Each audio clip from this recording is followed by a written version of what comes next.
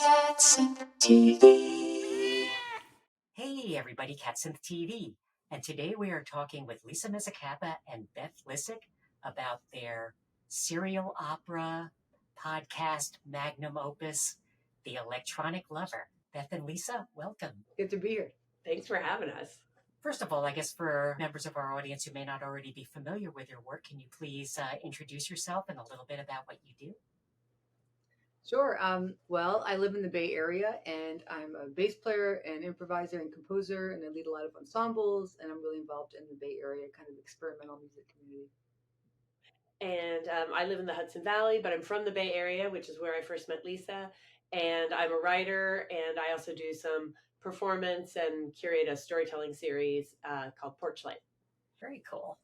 So tell us a little bit about this project, The Electronic Lover.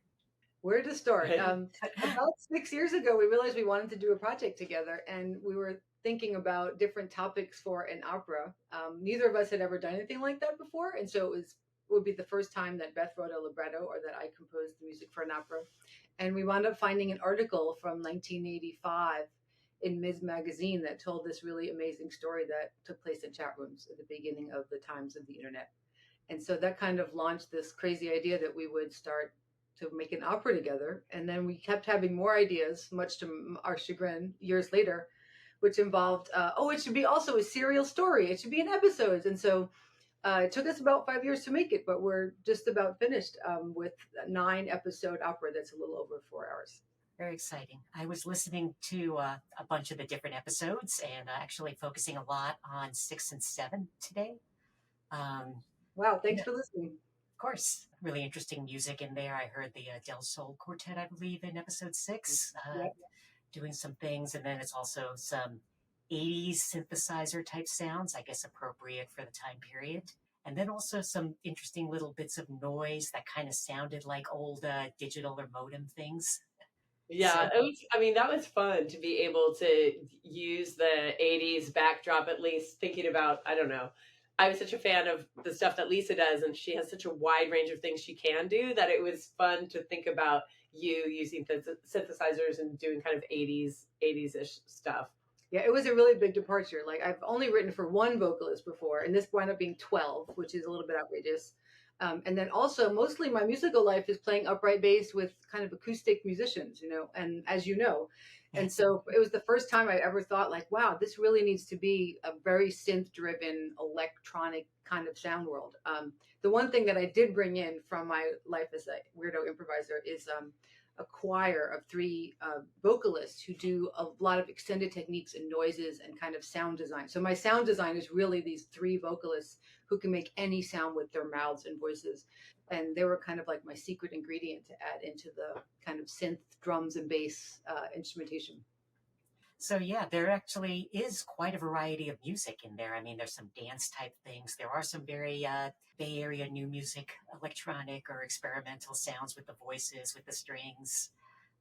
There's things that would probably be considered more operatic in general. So kind of coming up with how the different things fit together and how that fits with the story as it develops. I know. Was that?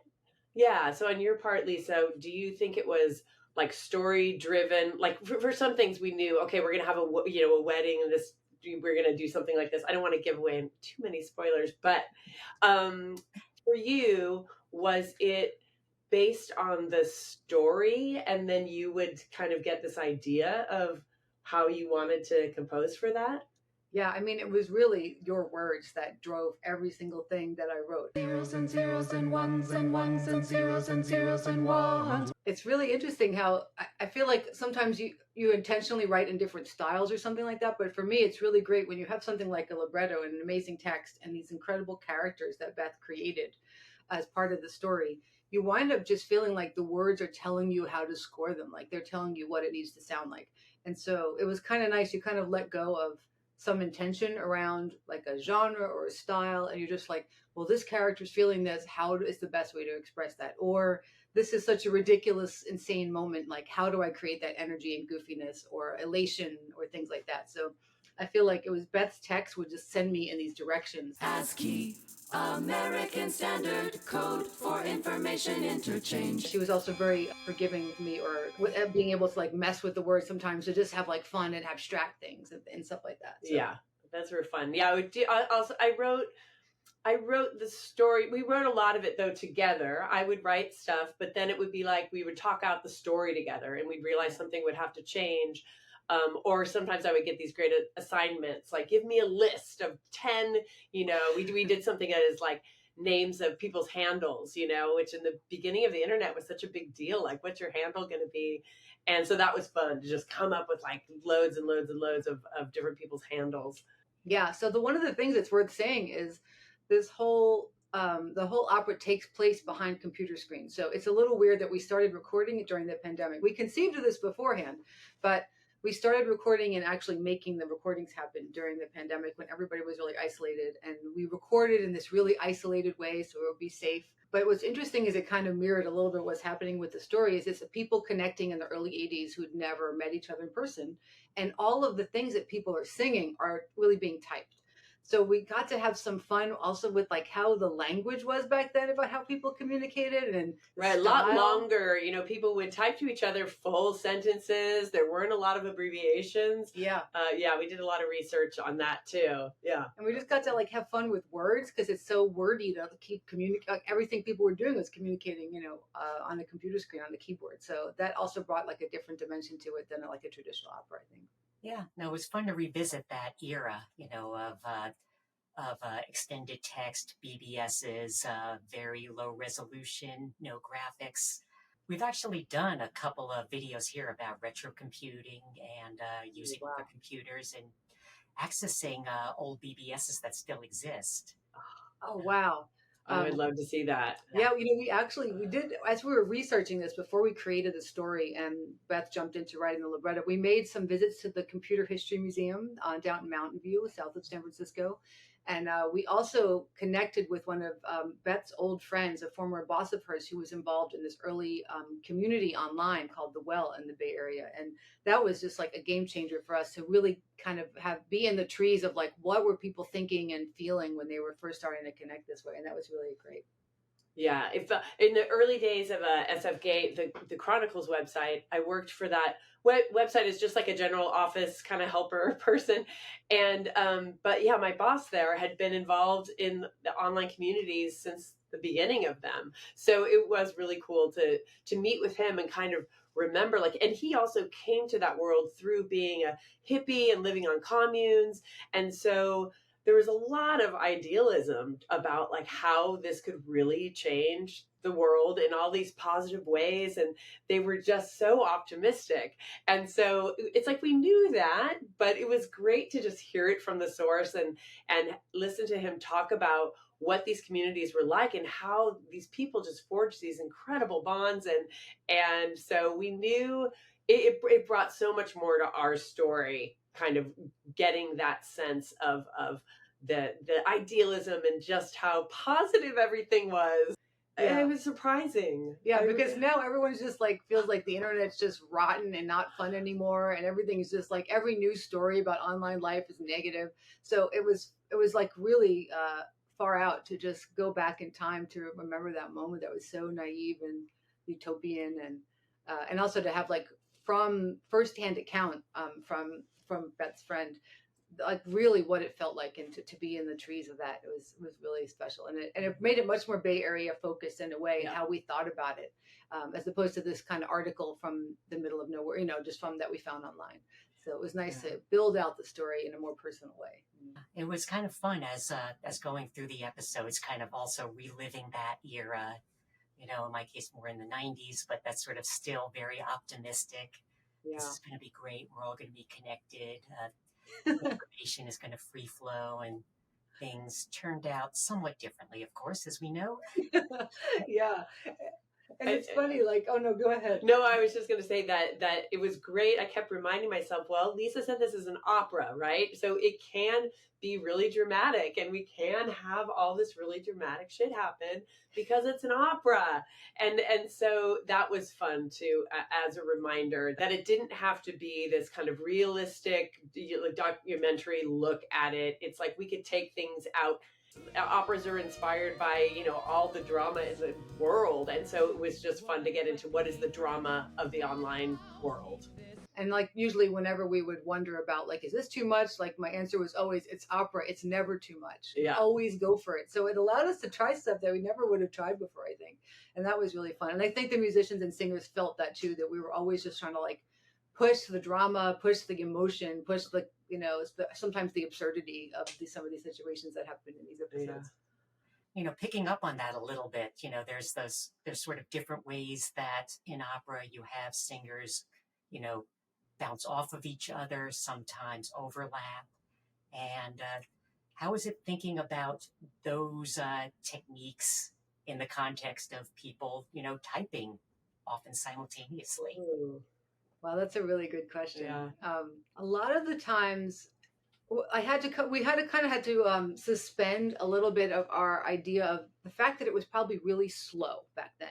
So if this moved as slowly as typing in 1984, really nobody would want to listen to it. So I did have to kind of put that aside, even though we did talk a lot about like, oh, you'd have to send a message and then wait for a message. Right, like people would ask a question, but if the person had logged off, they're not going to see your question until they log back on the next day.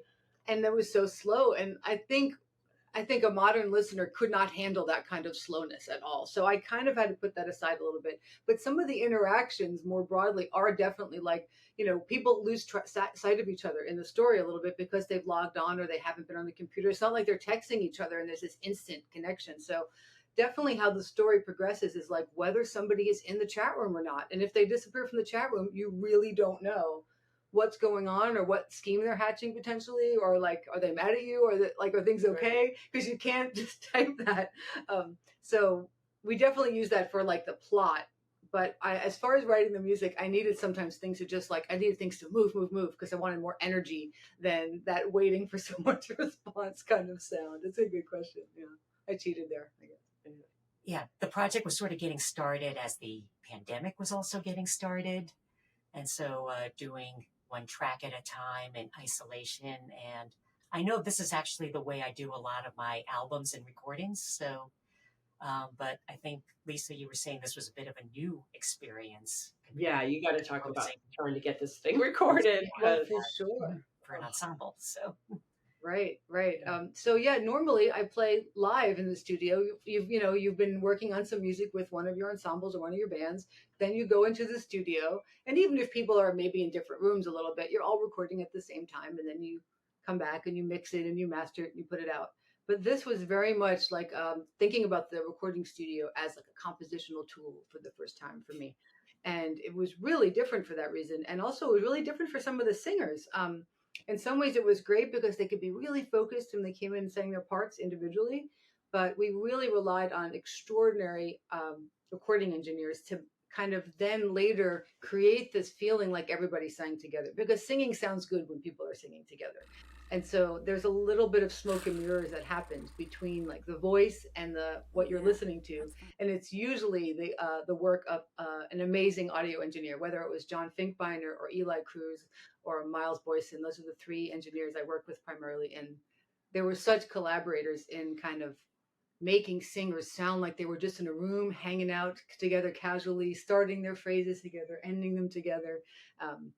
And whereas none of that actually happened in reality. So that was really a masterful thing to be able to see these guys work on that level. Okay, yeah. So there's quite an ensemble cast in this, as well as the musicians. So talk to me a little bit about who we have there and how we were able to bring everyone together. Yeah, I think, you did the casting, but I do want to say that one of the things we had in mind was that it was like, it's the internet. So there should be all sorts of voices, right? It's like we didn't want everybody to be trained operatic singers. We wanted to be able to have a mix. So going in, that was the philosophy of how it should be. And then Lisa has said about trying to nail down all these incredible people that she finally got. Yeah. So what was great is before we had it cast, also Beth had created the characters in this really meaty, substantial way. So I really had a sense of like what their voices should be like, what their personalities could be like. And so she fleshed out these characters. And then I was trying to think about like who of the singers that I know in the Bay Area could embody these people. And so we're just so lucky to have a cast that is like, yes, some are, we have opera singers, classical singers who sing chamber music. We have people who sing and play piano and are songwriters, who sing jazz, who tour the world in ska bands, who are also amazing composers in their own right. We have experimental vocalists who are virtuoso improvisers. It's like shocking and amazing. And they all sound so different from each other, like what Beth is saying, that I think that makes it really fun, because without seeing the action on stage, you really need to be able to pick out a person's voice when they're singing in some dramatic storyline. And I think we succeeded in that, because every person has such an individual voice that immediately you know, oh, that's Buck singing. Oh, that's Margot singing. So I think that was great. It was a really interesting challenge as a composer to write for very different vocal styles and different kinds of experience. But in the end, the singers were very patient with me, I can report. And then also we have this narrator of Beth, who is kind of our eyes and ears for an audio opera. You need someone to kind of a little bit frame things the way you would see people on stage wearing costumes, and in another room you see a scene change. We decided we needed this extra person. And I feel like Beth had really interesting ideas of how the narrator interacted with the singers too. That was fun figuring out. Yeah. I mean, Lisa helped me a lot with that, but it was sort of like, well, who is the narrator, and are they experiencing it at the same time as everybody else? But we had a fun time thinking about the narrator and if they were going to be, when they were experiencing the story, and how much did they know? And, so it was fun having the narrator be another character in the story, somebody that you didn't necessarily know their point of view exactly. And it kind of comes out and morphs a little bit. And the narrator starts to have opinions too, which is interesting. Like Amanda, you were bringing up how like this feeling like, oh, things didn't turn out the way we expected necessarily on the internet. And the narrator every now and then lets us know, well, guys, you might be a little bit naive when she's commenting on some of things. So she takes a kind of light, gentle approach, but every now and then the narrator is like, interesting you see it that way. We'll see how that turns out, which I think adds another level of comedy, which is worth saying, is because a lot of this is really funny. And a bit about the musicians who played in this. I know there's a few who were across all the episodes, and then there's a few folks and guests who were brought in for individual episodes as well. Yeah, so the instrumentalists who are kind of supporting all the vocalists is like a kind of a power trio. I'm playing electric bass mostly, a little upright bass. Jordan Glenn plays drum set and a lot of percussion as well.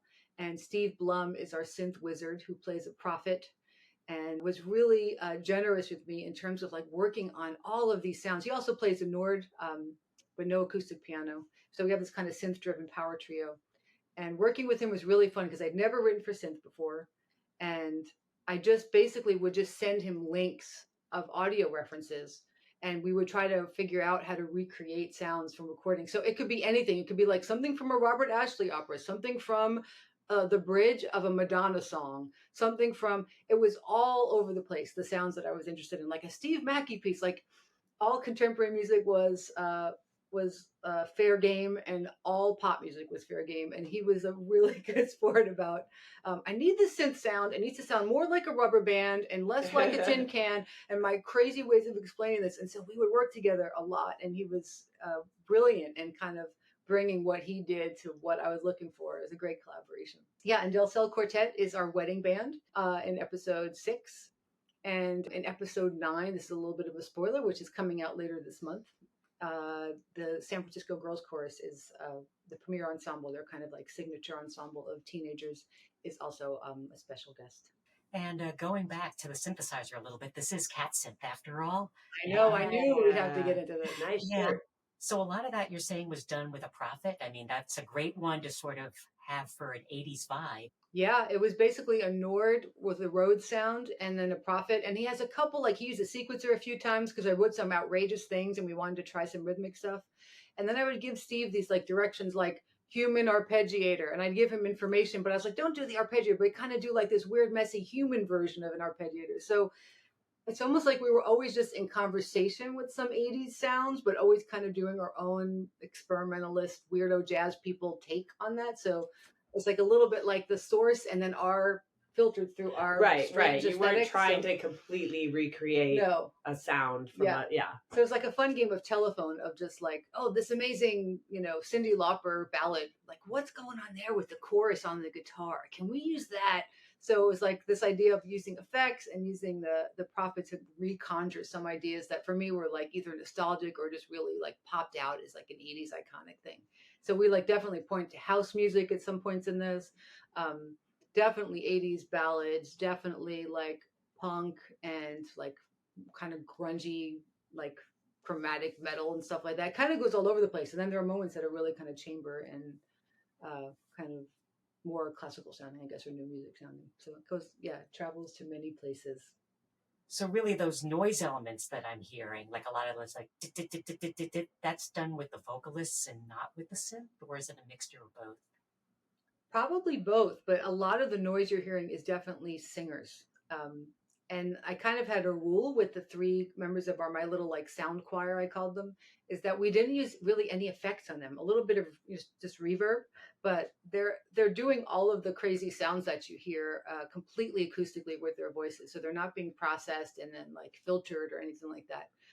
The synth sounds, I just let Steve go to town in terms of effects that we were looking for. But I had this idea that I wanted those guys to be these unadulterated vocal noises that I could use as kind of like the air in the room, like that was wrapping around the other vocal parts or like lifting up the other vocal parts or providing like a sense of like this internet tubes that were all somehow now flowing down. So we got to do a live performance of excerpt of some of the pieces, and it was so cool to see those vocalists live doing what they do and just watching it come out of their face holes. I was like, how are they making that happen? Yeah, and it's worth saying Aurora Josephson and Denise Rivera and David Katz were the main 3 people in the choir, and they're Bay Area heroes in terms of they all went to Mills College at some point, and there's a real amazing history and tradition there of experimental voice. And they really embody it. And it was like, I feel like we couldn't have made this opera anywhere else because of the people involved. It really is so of the Bay Area in a really cool way. And those guys, they were just like my secret ingredient. It was the most fun to work with them because, for example, we'd have like a workshop or a rehearsal. And I say, Denishta, I'm thinking about this kind of like gargle or like vocal sound in the back here. So, okay, can we do this? She was like, I have about 6 versions of that. So it's like they're all so deep in their practice and the things that they can do, and they've worked on so many things, and they were so like kind to me and generous with like, okay, so do you want it to sound high pitched? Do you want it to sound like you could hear a note? Do you want it to sound a little more like dirty? And I was just like taking notes and recording them, and so it was really fun to know that they gave me more and more with every idea that I presented to them. Do the 3 of them work together often, or have they? I think a little bit, some mix and match works together, but never like the 3 all together, which now is just like my dream band. I just want to go on tour with them because it's really great. Yeah, what they came up with. Yeah, no, I know them, all wonderful artists. I don't think I've ever heard them together before either. Yeah. Kind of following up on that a little bit, talked a little bit about this having a very Bay Area vibe to it. I think, I'm talking to you in New York right now, I believe. And of course, I'm a New Yorker myself, but in the Bay Area. So what really makes it of this area, besides, of course, that we have all these great musicians here? Is there anything about the early technology and the development of that and how that relates to the mythology of this area as well as the musical pedigree that we come out of? I think so. Like, I think especially because the arc of the tech timeline has been, so prominent in everyone's minds in the Bay Area for the past, 40 years, and especially in the past 20 years, that being able to have it done with people who are in that same geographical location, to me, it makes sense because there's like a groundedness to, it's almost like what Lisa was saying about the vocalist being able to pull these things out and having it be the internal noise and the atmosphere. It's like walking around the Bay Area. It's that the tech world is a part of all of us, being there, living there, and whether we want to or not, we take it all in, and then it's kind of cool to see how it can kind of, that was sort of a vomiting thing, but I mean, how it can come out of us, you know, how the tech world manifests itself in our lives and our art. I don't know. Yeah. Like everyone's personal life is so entrenched in technology now, and it all seems to have sprouted from the Bay Area, right? So why not do a really personal story where the technology is this really critical piece of everybody's lives together and their sense of their future and who they are, you know? And I think also the other thing about it that's really Bay Area, of course, there's the connection to the well and this early online community that we based a lot of the kind of nuances of the characters on and the interactions. But I think there's like going back to the Bay Area has this history of experimentalism in instrument building and design. You know, so many patents are held by former professors at Stanford and UC Berkeley for electronic music and synths and recording technology. Plus, you have people like Don Buchla. There's so many people in the Bay Area who've been like tinkerers, and the idea of invention and experimentation is, I mean, I'm a New Yorker by birth, but I learned how to be an inventor and like a person who tried stuff and experimented by moving to the Bay Area. And that's also what kept me there. So I feel like this opera is really about trying stuff and like using sound in these ways that are like poignant and funny, and like, but sound is like your companion through the whole thing. Like sound is so important to the story, to the character, and like thinking of those things as inextricable. I really got that from being a Bay Area musician as well. I guess another thing I wanted to think about there is, and I guess it is kind of a technology thing, the whole podcast aspect. So how did it come about that this became a serial work?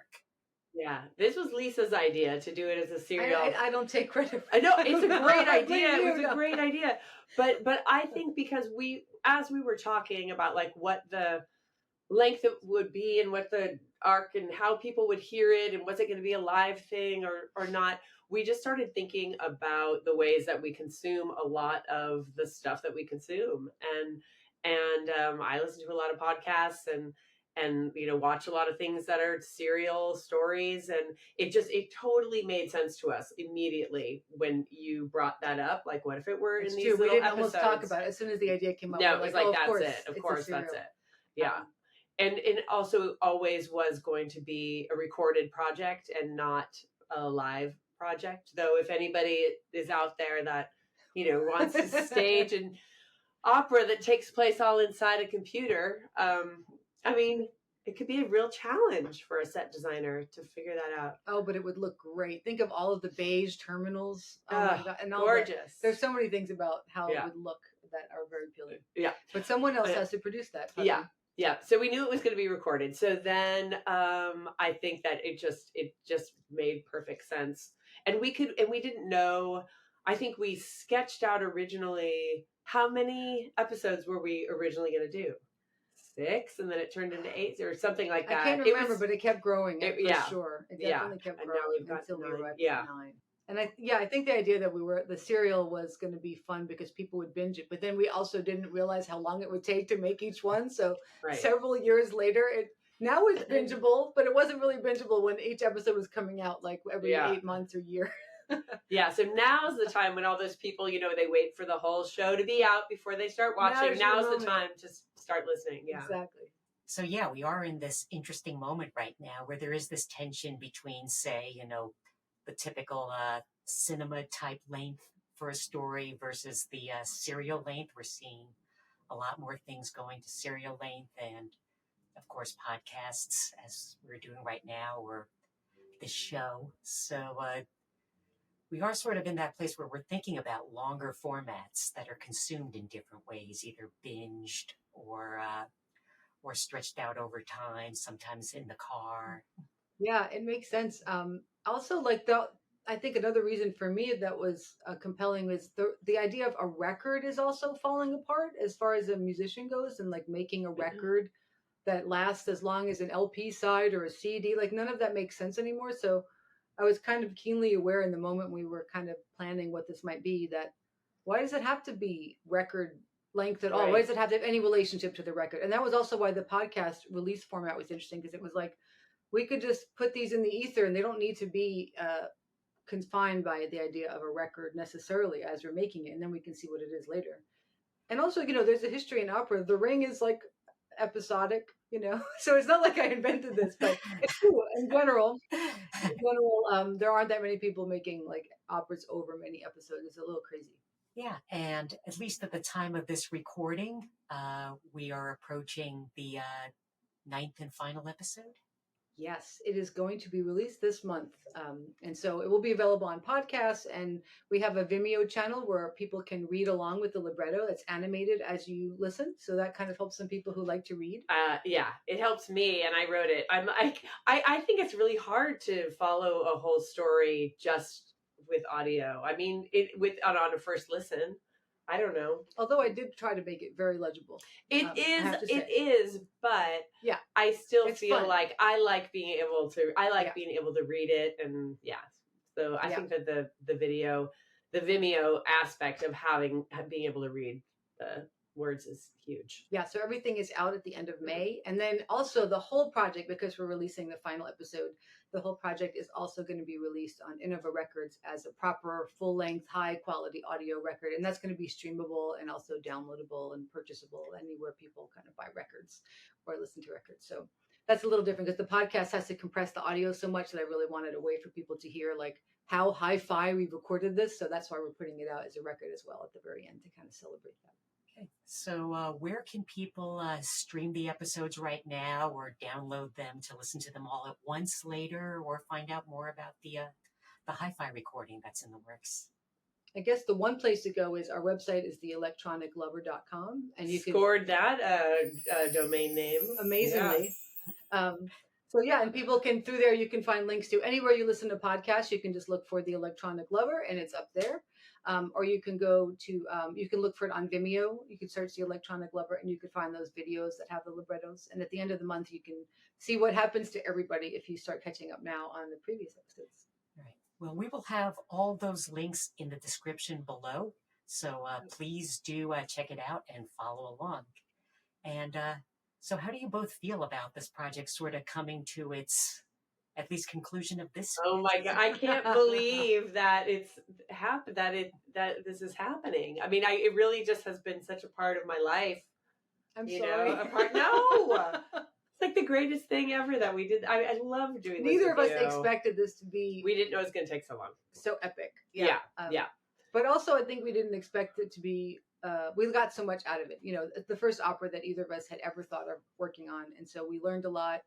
We had a lot of fun. A lot of things were hard and surprising and challenging. Yeah, but I think it's really epic. Good. I don't feel that way about everything I work on. It's like, there's always a bunch of different projects going on, and like I feel so good about this, and I'm excited for it all to be out there. Yeah, I really want people to hear it. I think it's just so fun. I was just when people are able to buy and stream the record, there'll be a libretto that you can download of all of the words for all 9 episodes.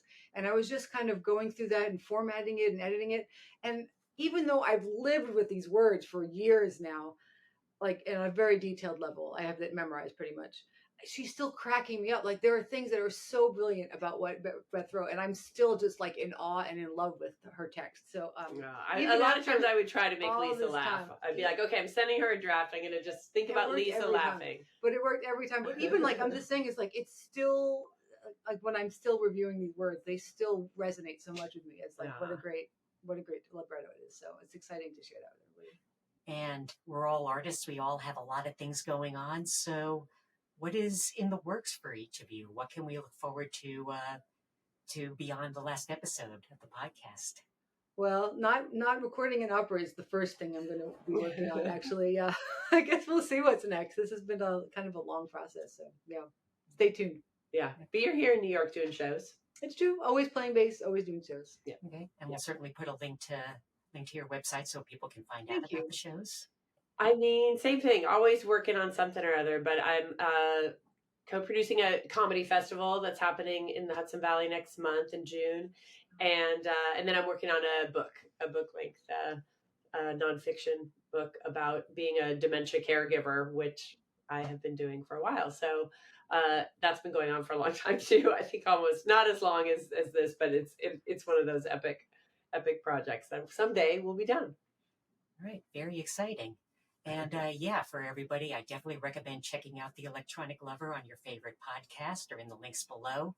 I've certainly been enjoying it. And Beth and Lisa, it's been so great having you on Cat Synth TV. Thank you so much. Thanks Thank you. so much for having us. Thanks so much to you.